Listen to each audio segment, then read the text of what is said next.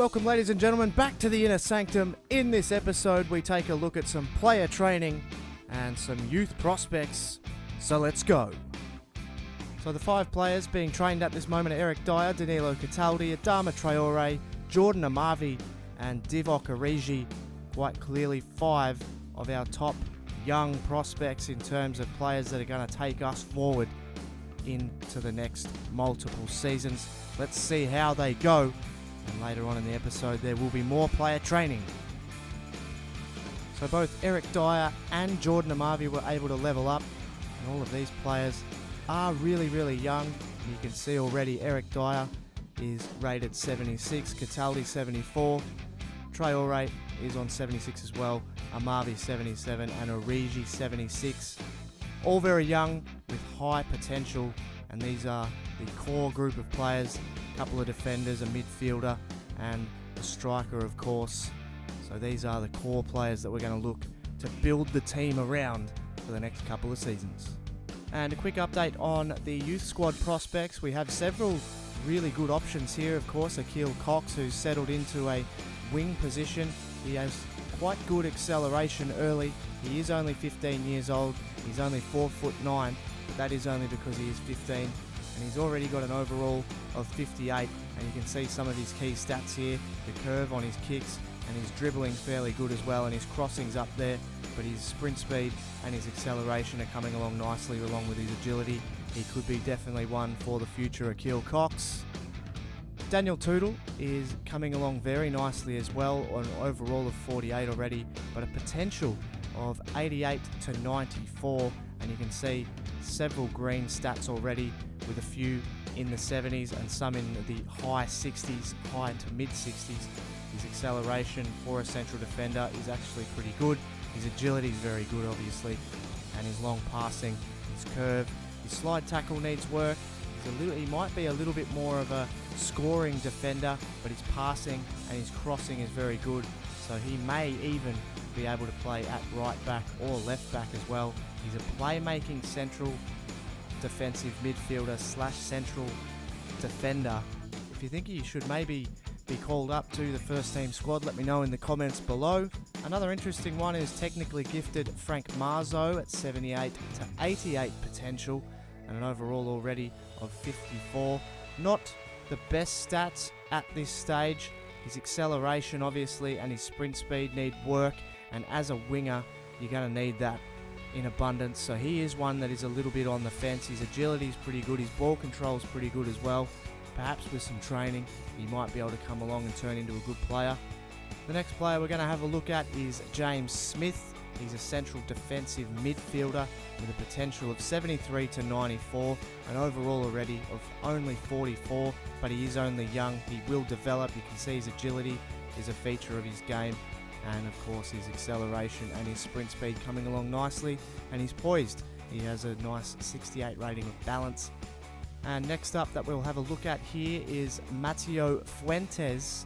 He's a young Spanish central attacking midfielder, and you can see we're yet to find out exactly what his stats are, but you can see a potential acceleration and all of these sorts of speeds, and these stats that we're still going to find out about look very promising.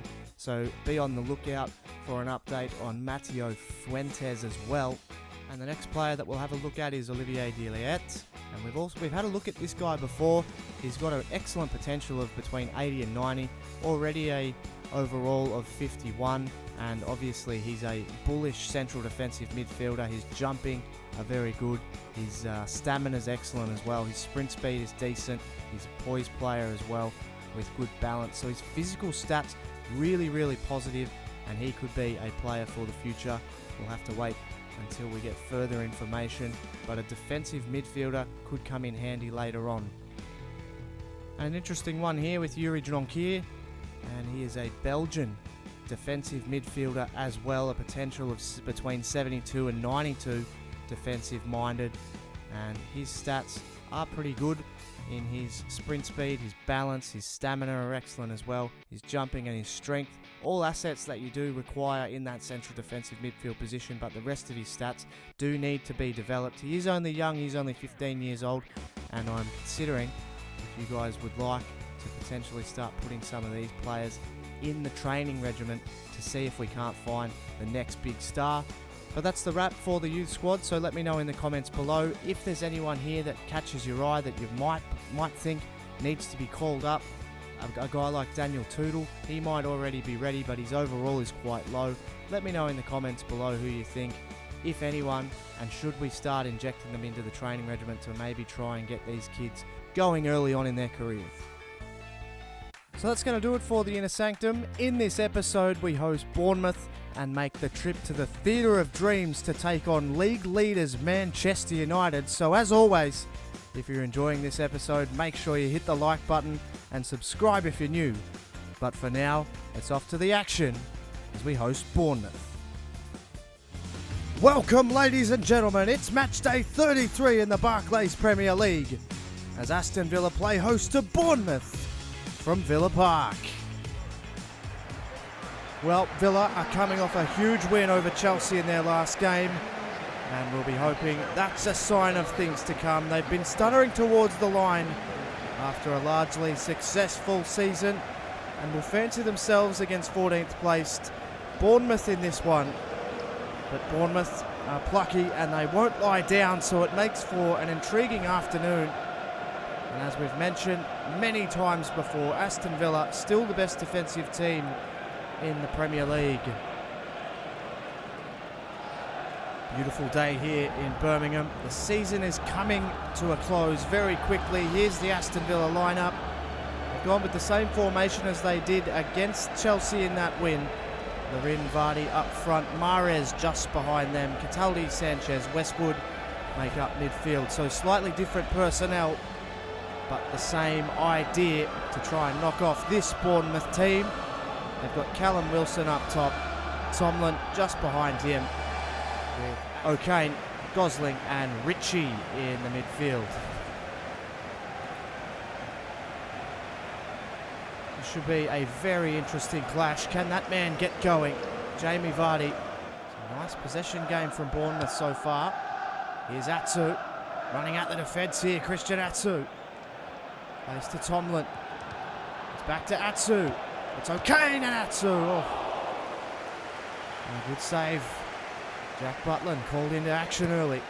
Really busy. Tomlin back to Atsu. Giving Mika Richards a hell of a lot of trouble. Atsu's shot is over the top. Daniels. Tomlin. Now Gosling. Here's Atsu again in behind. Good ball. Oh. And it was just missed. I think that was Wilson. Well done, Sanchez. Mahrez. And a good ball. And Larin, he might be in here. He's got Vardy on down low. And Jamie Vardy. What a brilliant save from Artur Boruc. And Boruc, sensational. That was Villa's best chance.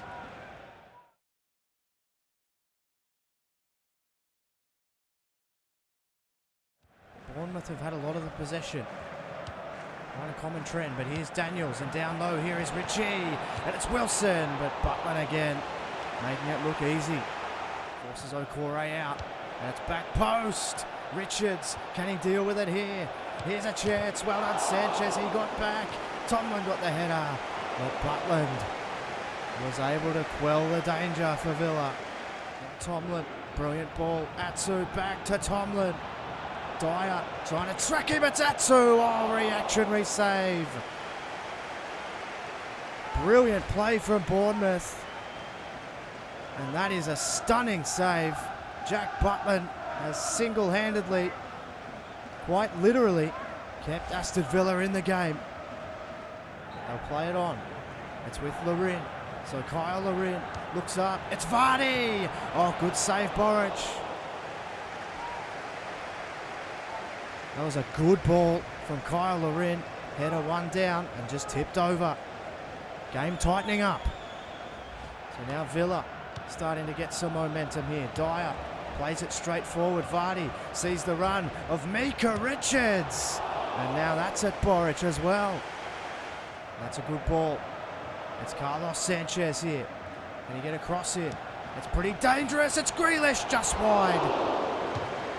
that was a brilliant ball from Sanchez. And Grealish really should be hitting the target. Happy with the draw. And you can't blame them, but they've got it back here, Villa. Dyer tries to move it quickly. Villa won't be happy with the draw. Here's Sanchez. Have they got time to bring it forward? It's with Jordan Amavi. Numbers all back here for Bournemouth. None forward for Villa. They need to get something moving. Can they get it in here? It's Richards. It's still with Mika Richards. The ball to Grealish. Cuts on the inside. Jack Grealish on the way. Oh, he couldn't get full contact. And they will be shattered with that, Villa. What a finish to the game. Aston Villa will be deeply disappointed they couldn't take all 3 points there late. Bournemouth went into their shell when they could see the finish line. Aston Villa attacked and attacked and attacked and couldn't break through. Carlos Sanchez, one of the best players on the field today. Sensational performance. Chances for Grealish at the death. But Villa couldn't get it done. And at full time from Villa Park, it's Aston Villa 0, Bournemouth 0. Let's head to the next game. So what I've decided to do is to throw some of these youth players in to see how much we can get them to grow. And if some of them are real standouts, they may be a chance to be called up for later games in the season or potentially in the pre-season of the next season. So let me know in the comments below what you think about this tactic. They are in the youth squad. We haven't signed any of them yet. So let me know what you think. Should we continue with these 5 players or should it be another 5? Let me know in the comments. Welcome, ladies and gentlemen. It's match day 34 in the Barclays Premier League as runaway league leaders Manchester United host Aston Villa from Old Trafford. Manchester United are champions-elect, providing they don't slip in their last 5 games. They face a goal-shy Aston Villa side today who would consider themselves unlucky after their draw to Bournemouth in their last game if they are to clinch a Europa League spot. This is a must-win for the Birmingham side. They are running out of time and they need 3 points desperately. The player to watch today, as always, is Wayne Rooney. 13 goals in the Barclays Premier League this season. And he will be providing the spark as usual for Manchester United. Here is the United lineup. Wayne Rooney, of course, will start up front. Ward-Prowse just behind him. Depay, Valencia on the wings with Schneiderlin and Daley Blind anchoring the midfield in front of a front 4. Victor Valdez in goal. For Aston Villa, they've run some changes and changed the shape for today, choosing a 4-3-3 formation with Sinclair, Origi and Townsend up front. Grealish just behind them with Idrissa Gana and Carlos Sanchez in midfield. Carlos Sanchez is the man in form for Aston Villa. He put in an excellent shift against Bournemouth in the last game. Old Trafford is electric. They can smell a title in the air. And it's a picture-perfect day here in Manchester. As mentioned, Victor Valdez in goal. Lee Mason will be the match official in Manchester. And what a game this should be. Man United chasing the title. And Villa chasing Europa League. Early cross is really dangerous. And immediately, Wayne Rooney, with his first touch of the game, has buried a header over the top of Aaron Creswell. He hit it with authority, Rooney. He hit it at full speed. And he just wanted it more. And United have started absolutely electrically here. It's 1-0. They need some pace here. Grealish, his ball was pretty handy. I think he's going to get there too, Townsend. He certainly does. Townsend's cross. Well done, Smalling. Oh, and Townsend ends up taking it out. Creswell trying to get something moving here, Villa. Sinclair, good ball. Here's Grealish. They need to get it moving. Here's Sinclair. His ball dangerous towards Origi, but Valdez holds.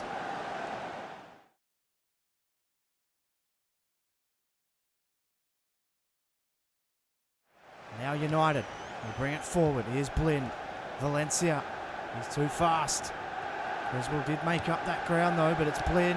The ball's dangerous. Oh, sliding in was Rooney. There's Depay. I wonder, they are league leaders. They have been dominant, and that's a brilliant ball. Here's Memphis Depay. Oh, well done, Butland. Got out, tried to play it on quickly. That's Villa's only hope, you would think. Well done, Sanchez. He won it down. But again, United just dominant. But Grealish, he's not having it. Jack Grealish's ball. Divock Origi couldn't get his foot around it. Huge chance for Villa. And that will disappoint. Villa have defended well since conceding the goal. Vertu plays it out wide. Here's Sinclair. Must go here, Villa. And now it's with Vardy. Still with Jamie Vardy. Has a go. Straight at Valdez. It's with Jamie Vardy. They'll need something. There's plenty of numbers back for United. He needs someone to present. And that man is Garner. It's Idrissa Garner. Can he get the ball in? It's found Vardy. Jones was there. And they're going to clear. So Villa gallant. But Manchester United have flexed their muscle here. They scored within the first 2 minutes of the game. And Villa could barely get on the ball after that moment. United too good. And they have shown here why they are runaway winners of this Barclays Premier League. They'll win it, make no mistake about it, with performances like that today. Wayne Rooney gets his 14th goal of the season. And Villa slip further down the table. At full time, it's Manchester United 1, Aston Villa 0. For Murph's YT13, thanks so much for watching. And I'll catch you on the next one.